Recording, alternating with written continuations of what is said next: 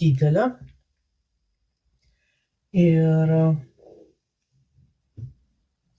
tai būtų taip vadinamas plovimas turbūt kortų, nes tiesiog jas sumaišote, gerai susukate, bet turėkite omeny, kad šitas būdas netiks jums tuo atveju, jeigu kortą skaitote tik tiesioje pozicijoje. Tai vat gerai jas išplaunate, išmaišote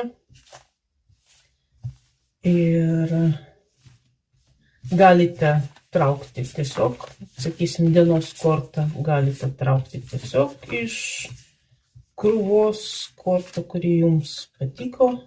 Pavyzdžiui, mano diena turėtų būti visai nebloga, kažko naujo